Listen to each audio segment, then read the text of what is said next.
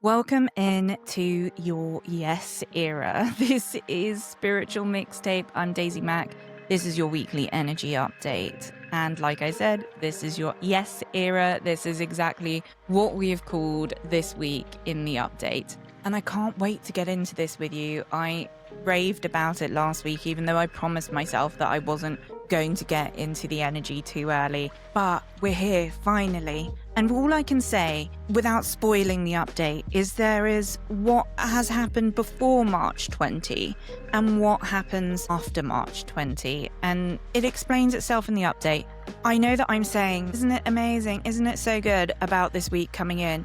But if you've been feeling anxious, you are spot on. You're right on time. There is anxiety living through the energy, and I wouldn't even say it's in the lower ebbs. I think it's just in the atmosphere. Big change is coming, and it's not always possible for us humans to operate at excited, grateful, thankful all the time, especially when this change that is coming is going to split us in two. And I don't mean that you're physically going to split us in two. I just think that there is a big divide happening. Look, we've seen it for a long time, haven't we? But there's a big divide, and there's going to be some people who stay on that side of the bank and then some people that are on the other side of the bank. And even if you are in the right place for you, you're still going to feel a little something around those on the other side, those that decided to stay. Now, how anxiety has manifested for me this last week, or how the sort of the lower ebbs of this has been manifesting for me, is I feel anxiety in an unusual place for me. Usually if I feel anxious, it's sort of like a tingling all over, and I can usually work through it with nervous system regulation tools, like breath work. I hate to sound like a broken record, but breath work, a breathwork teacher. But this time the anxiety has been sitting on the lower heart or the solar plexus for me. So technically in my diaphragm. What I have been doing when I feel that is I ask myself, how good can it get? And immediately my body starts to calm down. How good can it get? The thing with anxiety, sometimes, I don't know if you're the same, but I don't always know where it's coming from. So it's like, well, how good can it get? If you're not sure what you're scared of, what's making you anxious, how good can it get? Just life in general. It's whatever you want it to be. How good can it get? And it's been really changing how that niggle is sitting in my solar plexus on my diaphragm. And I just wanted to put that out there as a way of dealing with the emotions that will come up this week, especially around the new moon. How good can it get? Other than the focus on the negative, how good can it get? I've said that about 18 times. And look, the other thing that has definitely come up for me, I know it's coming up for other people, is those that benefit from you remaining on the old side of the bank, on the old side of the river, not getting on that karmic bridge. Those who benefit from you staying stuck are really going to push your buttons and push you back into those 4 wobbly traits this week. The wobbly ones that we were talking about around the Virgo eclipse. So they were over-analyzing everything, trying to fix and control situations or people, using busy and productive to manage anxiety, and perfectionism as a survival strategy. Now, if you have done a lot of hard work since that eclipse to be like, oh, I'm so embarrassed that I was going back to those old ways after working really hard to reset those patterns, reset my reactions, and I just, went back there, and someone comes along, either, maybe it's happened to you the week before or it's coming into this week, it's around the new moon. How good can it get? How good can it get? Just keep saying that to yourself again and come back to those 4 ways out of things, which is surrender, trust, letting things be imperfect, feeling instead of fixing. If someone wants you to fix, if they want you to become a people pleaser to satisfy them, go back to those old ways of being busy and productive so that you are distracted and so that you go back into that place where they benefit from. I don't think, look, you don't need to step away from anyone you don't want to step away from, but you absolutely need to recognize how certain people in your life, especially if you want to keep them around, send you back into that old pattern. And this isn't necessarily about confronting people either. It's enough to confront yourself. Oh, my partner, boss, best friend does that thing and it makes me do X. Now, lots of people would have opinions here of like, cut them off, da da da. And it's such a deeper conversation because not every relationship that does have a negative impact on you is toxic. And it's so much easier for us to understand or for us to make the break, to do the cord cut, to do all the things when you can label that person as bad. And the thing that's happening with this timeline split that I'm going to come to in a second is people, places and situations are neither good nor bad. They are just not right for you. They're not healthy for you. That doesn't make them good or bad. That is just means that they're not the right energy for you. So when someone benefits from you staying in those old patterns, it makes them unsupportive and unhelpful for you in this moment. They're not your fire horses. This is meant to be your yes era. Can you really say yes when your energy is being drained? And when someone is not really meant to be leading your charge, it takes more energy for you to stay in that room and to hold your sovereignty. There are a lot of fire horses. There are a lot of people out there for you who will build you up or even neutralize you. To be with someone who actually downregulates you in this moment in time, not the vibe. This is your yes era. So I just wanted to say that those who benefit from you being stuck are definitely going to rear their heads this week. One final attempt for you to not walk through the door, for you to not take the bridge on the 20th. And it's also a really, really amazing opportunity for you to see how far you've come and whether you notice this kind of energy shift. Now, the final thing, and I'll be quick about this, timeline split. This has been talked about for a really long time. I think the first time I read about the timeline split coming in 2026 and 2027 was maybe 5 years ago. The timeline split, I think, personally, comes from Saturn's shift into Aries, beginning of the cycle, the conjunct with Neptune, but also Saturn, our taskmaster. Of course, he governs time. If there was ever going to be a timeline split, it would be when he's moving into the beginning of a new cycle. And I think that is part of the anxiety that has been on the fringes. You know, 1 minute you're excited about what's coming, and then the next minute you're anxious about the amount of change that's going to happen with it. That is to do with where you will sit on the timeline split. Will you sit on the timeline that is your highest good and the good of all, or will you sit on the timeline that keeps you exactly in the same place that you are now? There is also, maybe not everyone feels this, but there is also a complete collapse of timelines as well. You can feel this now where there are timelines smashing into other timelines, lots of deja vu, lots of things feeling familiar. I don't want to get into the politics because this is a safe space where everybody's welcome. But even some of the stories in the news right now feels like we've been in a loop. What does it feel like when the timeline completely collapses? For me, when I was in hospital in November having this mastectomy, there was a moment, and bear in mind, it was an 11-hour operation. I was very high. But there was a moment that night after the operation where I felt that the timeline where I could have passed away just completely crumbled. It was like that whole fracture, those parallel universes where there is no more Daisy, just didn't, like that was not a thing. But before the operation, there was a potential that could have existed, which is true for everyone having an operation. Or true for anyone doing anything, you know, there's always a potential that today could be your last day. And in all the moments that I was in this hospital for 4 days, that is one of the only moments of clarity I really had where everything felt completely still. I don't know if you've had a moment like that where everything is so still in time. And I felt like time rearranged itself. I felt like there was a reorder. And that is also what happens this week. So while there is all this good and all this light on the 20th, the 21st and the 22nd, there's always light with an equinox or a solstice.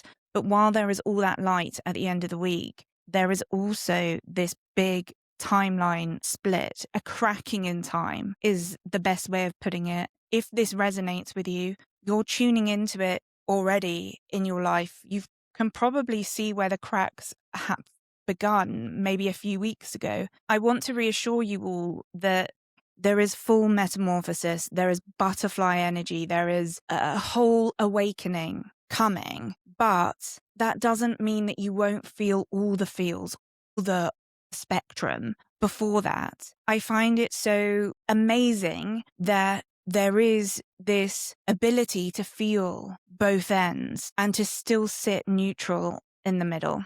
In fact, more of a reason to find that neutral in the middle. So to recap, before we get into the energy update, if you find that there are people really throwing you off or really trying to push you into old patterns that you don't want to get into, perhaps there's a bit of people-pleasing, perfectionism, those vibes, ask yourself two things. Do they benefit from me going back to that pattern?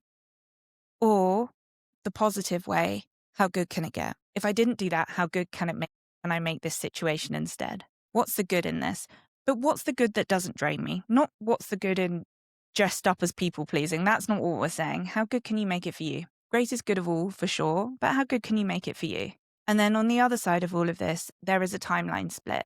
You may be feeling it already. You may not. If you're not, maybe you just really dialed in your alignment. And in that case, if that's you, enjoy the 20th, 21st, 22nd. If you're like me and you're feeling the split and you're empathetic and you want to bring everyone from the other side, just ask yourself, how good can it get? Maybe this other side has so many amazing fire horses. Maybe everyone you love already is over here and it's not your job to bring the ship over for them when there's already a beautiful bridge. Let's begin the energy update. Oh, that was a bit long, wasn't it? I didn't mean to do that, but who cares? Your yes era. Bring Equinox, Aries season, Mercury direct, energy update. May 16 to 22. The universe has been waiting for your yes. Last week, you were handed a compass. Mars sat with your north node and said, take this.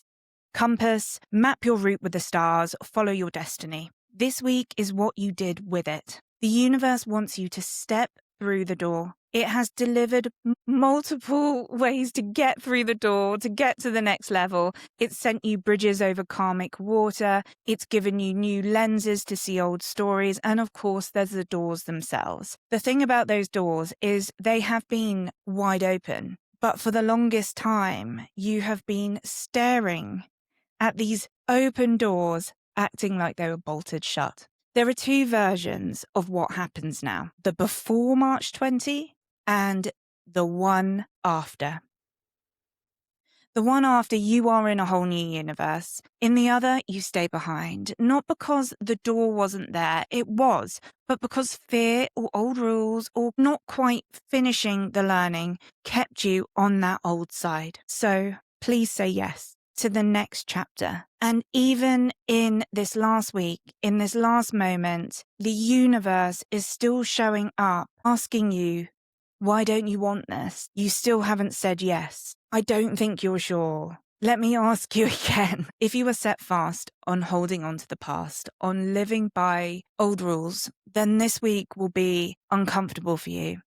Until it's not, until the timeline split and you are returned to the old one. If you have been ready for the last 5 years for a fresh start, if you have been trying to begin again and falling flat on your face, if your heart was beginning to close, if you were beginning to get tired and weary, just hold on and keep your eyes open. Because this week, you don't get the keys to the castle, you get a whole new universe. This week, Mercury is sitting on the North Node, and it gives you two looks. At the beginning of the week, it shows you how you are writing and experiencing your destiny.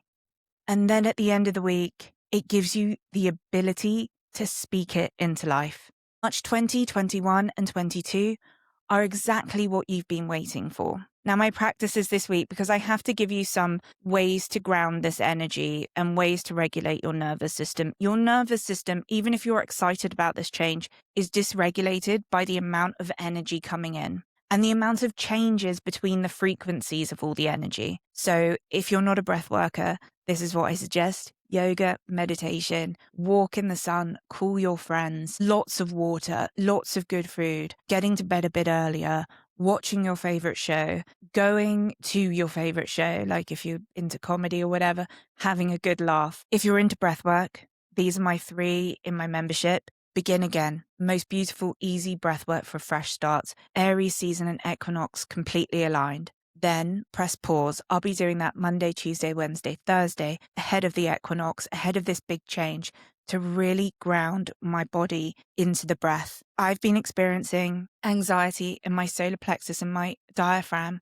so I want to do a longer breathwork practice to keep moving my diaphragm. Clearly, there's some sort of like energy I'm reading, and the stress of it is that's where it's gone to sit in my body, and it's manifesting as anxiety. Next, 28 days breathwork consistency challenge. We're currently halfway through, but you can begin it at any time. But if you want to move with a bunch of fire horses through a breathwork practice, that's your call. Like, that's your family. Now, I'm not going to do every day. That's part of this update. I'm going to simply look at 2 of the ones I think are important for you to get a whole taste of the week. If you want to read the full update, I'll drop it into the notes, whether you're on YouTube or listening via the podcast. But I'm really focused on Wednesday the 18th. This is a longer one. That's why we're, not going to focus on so much on the other ones. There are 4 different types of energy working on the 18th, and one of them is the new moon in Pisces. Now, the new moon in Pisces, or the Pisces energy, has really been working with that eclipse that came 2 weeks ago. So this is a finale point. A finale? Yeah, that's what I meant. And I actually say that here. Let me just read this to you. This is like the finale of a series that has both infuriated you or pulled at your heartstrings. Whether you loved or hated this season, you are committed to the end. The real star of the show is the Pisces new moon. This is the true ending of a 15-year karmic cycle. And it won't feel big or dramatic, even though it's been playing out across the whole day. This is because the end has come slowly, almost predictably. You know the cycle and you know the pattern, and you've been asked over and over again for the last 3 weeks, are you really going to resubscribe to this? You do not want to sign on again. You know this. You decided this. This is your decision. You've worked so hard to not be in this, yet something has kept you to the very last minute, umming and ahhing about whether you can commit. How this plays out isn't directly involving the new moon alone. The new moon in Pisces is going to take those 4 roots, we've mentioned them a lot now: surrender, trust, imperfection, feeling instead of fixing, and show you them through these 2 lenses. The first lens is the energy of Venus squaring Jupiter. Now, this is a tougher way of seeing this energy. This is overcommitment, overspend, and overtrust. So like I was saying at the beginning of the podcast, this could be where you see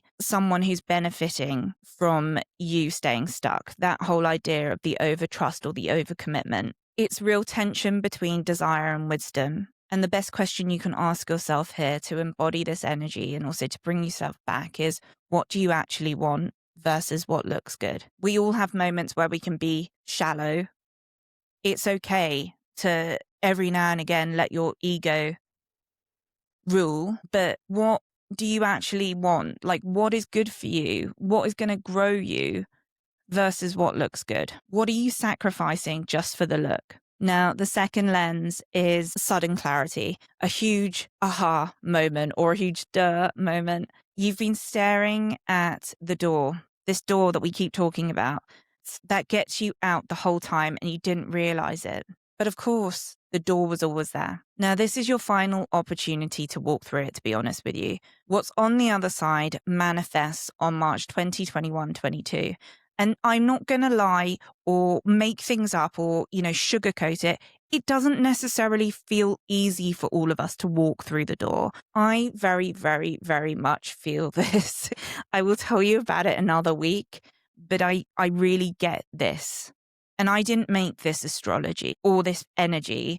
I'm just reading it and being like, oh, of course this is happening in my life too. You got to have that trust, that surrender, and that faith in yourself and what you believe is right for you, and not go back to those shallow things. Because March 20, 21, 22 is going to gift you the reason why you did it. And look, expect that good thing, because you really deserve good things. Now, I have a lovely write-up about the equinox here, and then about Saturday, which I consider my green light. But let me just come to Sunday and just end our energy update this week talking about Sunday the 22nd. This is the Neptune Cazimi, and it's also Mercury direct conjunct the North Node. This is really the manifestation or the fruition of what's been happening for the last eclipse season, but really before that, the weekends with this big Neptune Cazimi. This only happens every 165 years. And you have probably waited lifetimes to be born right now and able to live through and use the energy of the Neptune Cazimi. This is the ending of karma. Karma, debt that you deserved, debt you didn't deserve, just debt that you had to get rid of. This is the energetic debt reset. There are eureka moments that are going to come from this, bright ideas, especially when Neptune Cazimi sits alongside Mercury on your North Node. This is a whole new way of seeing, feeling, and experiencing your destiny. The magnitude of this is huge. You are being given the path to your dreams.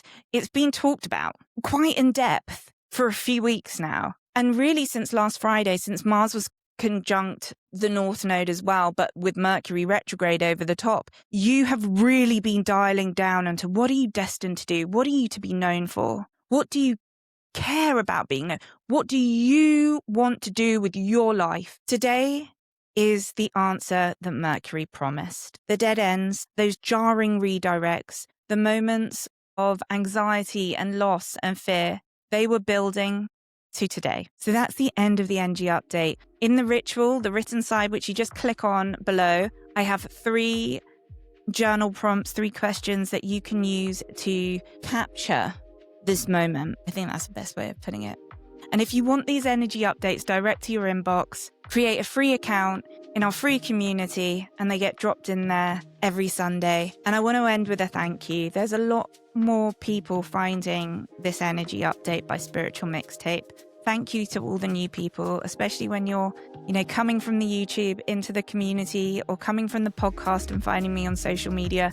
Thank you so much for being here. And for all my OG mixtapers, thank you for following me for the last 5 years, being part of the mixtape, supporting the business, supporting me through a health and illness and wellness and all the things in between. I also want to say thank you for all the comments. Please keep dropping them in. And if there's things that I can talk about, I know that I need to make a podcast about the timeline split and about the karmic cycle. That's what you guys have asked for so far. But if there's anything else that you want me to focus on, please drop it into the comments. Please find me in my community and send me a DM. I love, love, love hearing from you, and I love customizing the content to what you want and what you need to hear. It's so great for me to have feedback. So thank you again, and I can't wait to see you next week. Oh my gosh, I can't wait. What is going to happen on the 20th, 21st and 22nd? I hope that it's great things. I hope that we're all in the timeline where the good things are manifesting together, all of us. Of course we will be. See you next week.